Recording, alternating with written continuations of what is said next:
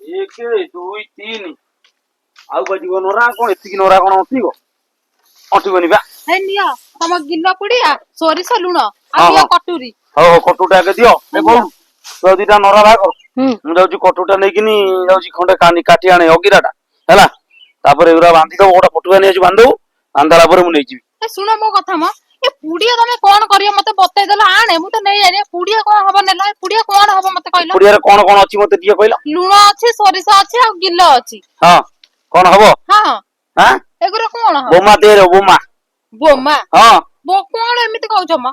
କଣ ହବ ଦେଖୁନୁ କେମିତିଆ କଥାବାର୍ତ୍ତା କରୁଛି କଣ ହବ ଏଗୁରା। ଆରେ ହୁଣ୍ଡି ଏ ଯୋଉ ଅଗ୍ନି ଉତ୍ସବ ଆଜି ଅଗି ଜାଳିବ ହଁ ଶୀତ ଟଳିବ ଏ ଗିଲ ଲୁଣ ସୋରିଷ ପକାନ୍ତି ତା ଦିହକୁ।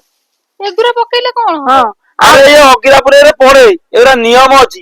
ଅଗ୍ନି ଯେତେବେଳେ ନାଗିବ ଅଗ୍ନି ଯେତେବେଳେ ଦିଆହବ ଯୋଉ ଅଗ୍ନି ହଁ ଉତ୍ସବରେ ହଁ ଅଗ୍ନି ଯେତେବେଳେ ଦିଆହବ ସେତେବେଳେ ଲୁଣ ସୋରିଷ ଗିଲ ଏଗୁରା ସବୁ ପଡେ।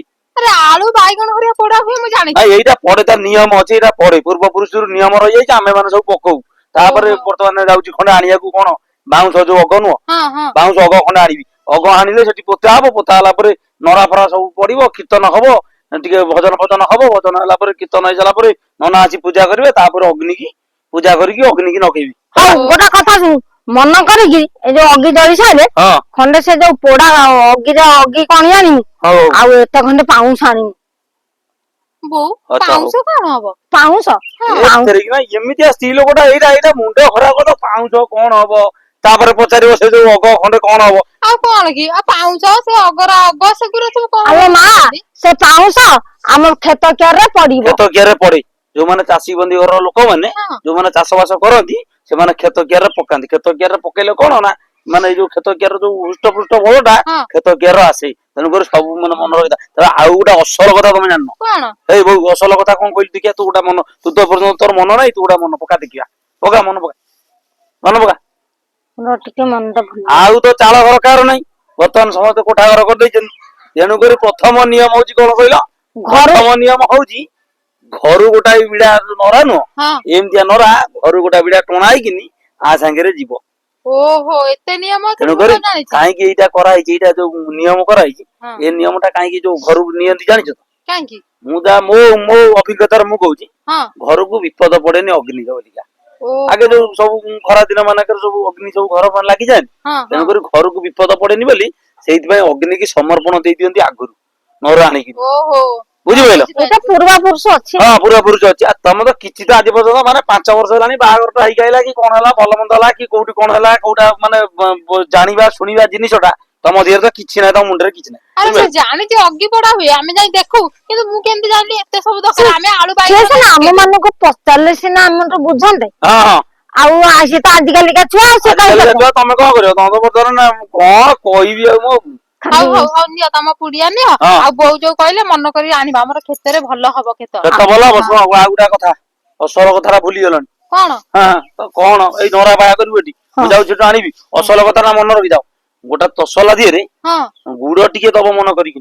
ଗୁଡ ତମେ କି ଅଜବ କଥା ଗୁଡ ପୁଣି କଣ ହବ। ତମେ ତ ଗୁଡ ନ ତମେ ଦବା ଦରକାର ନାହିଁ ମୁଁ ପଛେ ଗୁଡ ଛାଡୁ ନେଇ ଆସିବି ବଜାରରୁ ଗୁଡ ଟିକେ ନେଇଆସିବି ହେଲା ଗୁଡ ଟିକେ ନେଇଆସିବି କଦଳୀ ପଛେ ଦିଟା ନେଇଆସିବି ଅଗ୍ନି ଶୀତଳ ଦବନି କିଛି ଅଗ୍ନି ପୂଜା ଶୀତଳ ଶୀତଳ ଦିଆହବ ନା ନାଇଁ। ଭୋଗ ଦିଆହବ ବା। ଓହୋ ଆଗେ ଭୋଗ ଦିଆ ହେଲେ ତାପରେ ଅଗ୍ନି ଆଉ ଲାଗିବ। ଅଗ୍ନି ପ୍ରଥମ ଶୀତଳ ଯୋଉ ଠାକୁରଙ୍କୁ ତମେ ପୂଜା କରୁଛ କର ହଁ ଆଗେ ତମ ଠାକୁରଙ୍କୁ ଧୂପ ଦୀପ କପୁର ସବୁ ଦେଇ ସାରିଲା ପରେ ତମେ ଶୀତଳ ଟିକେ ଦଉଛ ନା ନାଇଁ ଠାକୁରଙ୍କୁ ହଁ ଠାକୁରଙ୍କ ନାଁରେ ସମର୍ପଣ କରି ତାପରେ ଯାଇକିନି ତମ କର୍ମ କରୁଛ ନା ନାଇଁ। ହେଇ ପୁଅ ଆମର ସବୁ ଡେରି ହବ ତୁ ଯା ଶୀଘ୍ର ଶୀଘ୍ର ଅଗି ଦେଇ ଆସିବୁ ଇଏ ପାଗେଳି ସାଙ୍ଗରେ ଅଗି କଣ ମୁଁ ଏଠିକି ଯିବି ଆଣିବାକୁ ଏ ଯୋଉ ବାଉଁଶ ମ ମୁଁ ଯାଇ ସେ ରାଉତ ଘର ବାରିକି ଯିବାକୁ ପଡିବ ହଁ ସେ ରାଉତ ଘର ବାରିରେ ଯାଇକି ସେ ବାଉଁଶ ଅଛି ସେ ବାଉଁଶ ଆଉ ଏଠି ବି କେହି ନାହାନ୍ତି ମେନ କଥା ହେଲା ବର୍ତ୍ତମାନ ଯୋଉ ଚାଳ ଘର ଆଉ ନାହିଁ ହଁ ସବୁ କୋଠା ଘର କରି ପକେଇଲେ କୋଠା ଘର କଲାଠୁ ସେ ବାଉଁଶ ବୁଦା ବି କେହି ରଖୁନାହାନ୍ତି ବାଉଁଶ ସବୁ ବେପାରୀ ଦଉଛନ୍ତି ବେପାର ନେଇକିନି ତାଙ୍କର ଜଗତପୁର କଟକ ସେଗୁରା ସବୁ ବାଉଁଶ ସବୁ ବେପାର କଲେଣି ନେଇକିନି ଆଉ ସେ ଅଗ ବି କିଏ ରଖୁଛି ଯୋଉ ଅଗି ଯୋଉ କଣ କହିଲ ହଁ ସେଟା ହଁ ବାଉଁଶ ଅଗ ଅଗରା ହଁ ସେଗୁରା ବି ଆଉ କଣ ହଉଛି ଆଉ ଇଏ ତ ରଞ୍ଜା ଚାଷ ନାହିଁ ବିଲରେ ତ ମାଙ୍କଡ ଫାଙ୍କଡ ଖାଇଲେ ରଞ୍ଜାରେ ଚାଷ କରୁଛି କିଏ ନା ସେଗୁରା ହଉଛି କଣ ହଁ ସତ ସେଗୁରା କଥା ତମର ବାଉଁଶ କାଟିକି ନଉଥିଲେ ଏଗୁରା ସବୁ ବିକି ଦଉଥିଲେ ଇଏ ବା ସବୁ ଘରକୁ ନିଅନ୍ତି ଧାନ ଉସେଇବାକୁ ଆଉ ଧାନ ବି ଆଉ କୋଉ ଉଷା ହଉଛି ଧାନ ତ ଏଇନା ମଣ୍ଡିରେ ଦିଆହଉଛି ଆଉ ଧାନ ଆଉ ଉଷୁଛି ତୁ ଦେଖିକି ଯା କାବାରେ ଥବ ଖଣ୍ଡେ ନେଇ ଆସିବୁ ହଁ ମିଛରେ ଆସାନେ ଗପି କିଛି ଜାଣିନି ଖାଲି ଆସାନେ ଗପି କିଛି ଗପି କିଛି ଚାଲିବୁ। କିଛି ହଉ ଶୁଣ ମୁଁ ପୁଡିଆକୁ ସେଇଠି ରଖିଛି ଗଲା ବେଳକୁ ନେଇଯିବ। ପୁଡିଆକୁ ଗୋଟା ଜରିରେ ପୁରେଇ ଦିଅ ହଁ କଦଳୀ ପତ୍ର ଖଣ୍ଡେ ଅଗ କଦଳୀ ପତ୍ର ଧୋଇବ ହଁ ତସଲା ଗୋଟା ଧୋଇବ ଗୁଡ ଟିକେ ରଖିଦବ ମନ କରିକି। ହଉ, ହଉ। ଗୁଡ ଘରେ ଅଛି ତ? ହଁ ଗୁଡ ଟିକେ ରଖିଦବ, କପୁର ଦିଟା ରଖିଦବ ହଉ ହେଲା। ଆଉ ଦୀପ ଦୀପ ଯଦି ଦବ ଦୀପ ଦବ, କପୁର ଦିଟା ରଖିଦବ। ମୁଁ ଯାଉଛି କଦଳୀ ଦିଟା ବଜାରରୁ ଆଣିବି। ବୋଉ ମୁଁ ଆଗେ ଯାଉଛି ସେ ଅଗଟାକୁ ନେଇ ଆସି। ହୁଁ। ଅଗଟାକୁ ନେଇ ଆସି, ତୁ ଆଉ କେତେ ରହ, ନରା ଆଉ କେତେଟା ନବା? ଭଲ ନରା ଅଛି ପଦାରେ ଭୌତିକି ଦିଟା ନେଇଯିବା ଆଉ କଣ। ବହୁତ କି ନେଇଯିବା, କାହିଁ କହିଲି ବର୍ତ୍ତମାନ ଲୋକ ଧାନ ଯୋଉ ଚାଷ କରୁନାହାନ୍ତି ସବୁ, ନିଶ୍ଚୟ। ସେଗୁରା ସବୁ ମିଶିନି ପୁରେଇ କାଟିଦେଲେ, ଆମର ସେଗୁରା ସବୁ ପାଳ ହେଇଗଲା। ହଁ ଆମର ଚାଳ ଘର ଅଛି ବୋଲି ହେଇ ଆମର ନଡାଟା ଟିକେ ସେଗୁରା ଦରକାର ସବୁ ପାଳ ହେଇଗଲା। ସେଗୁରା ପାଳ ହେଇଗଲାଠୁ ଯୋଉ ଧାନ ମିଶିନି ପକେଇ କାଟିଦେଲାଠୁ ହଁ ଆଉ ଅଗୁଇଟା ପୁନେଇକି ପାଇଁକା ଲୋକ ବର୍ତ୍ତମାନ ଦେଖିବ ଗାଁ ଦାଣ୍ଡରେ ଠିଆ ହବା ଅଧଘଣ୍ଟା ଘଣ୍ଟାଏ ଯେମିତି ଯଦି ଅନେଇବ, କିଏ 4 ବିଡା ନର ନେଇକି ଯାଉଥିବ। କାହିଁ କହିଲ, ତା ଗାଈ ଖାଇବାକୁ ବା 300 ବିଡା ରଖିଛି, ତା ଦେହରୁ 4 ବିଡା ନେଇକି ଯିବ। ଆଗେ ନରା ଯାଉଥିଲା ଗୋଛା ଗୋଛା ମୁଣ୍ଡା, ହଁ ଯାଉନି ତ?